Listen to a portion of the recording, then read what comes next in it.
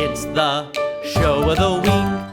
Hello and welcome back to Show of the Week, the weekly segment where we talk musical theater and where I wear flannel. You know, I get all sorts of suggestions for shows to do for Show of the Week, and that's fantastic. It's wonderful. Please never stop. But all of those suggestions, well, they're shows you've heard about, and I always want to be able to introduce you to a show that maybe you've never heard about before. And this show this week, I bet you that's the case. We're going to talk about Golden Boy of the Blue Ridge. Golden Boy of the Blue Ridge is a musical I stumbled upon in college. I was putting off reading Playboy of the Western World for theater history and doing some lazy Wikipedia research on it when I stumbled upon this musical based upon Playboy of the Western World. If, like college me at the time, you're unfamiliar with the plot of Playboy of the Western World, it has to do with a guy who runs away from home because he thinks he killed his father and the events that follow afterwards. Golden Boy takes the story of Playboy of the Western World, set in turn-of-the-century Ireland, and resets it in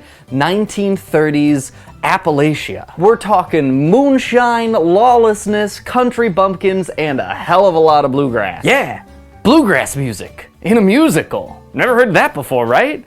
Banjos, guitars, it's strumming and plunking and lots of fun. And it has that country bluegrass feel too in the lyrics as well. The second song, Right Man for the Job, where they're trying to figure out what crime the protagonist committed, it's this great form of like intelligent country bumpkin wordplay throughout the, and that kind of pervades throughout the whole thing. Great lyrics, great music, unabashedly ripped off from a great story, and only played for about a month. It wasn't that it was bad, it's just it was off Broadway, and you know, it was just kind of okay. But thank goodness for us, it exists as a cast recording, and now you can listen to it too. Golden Boy of the Blue Ridge, a musical you might not have heard about before, but that won't stay true for long, I hope. That's all I've got, and I'll see you next week.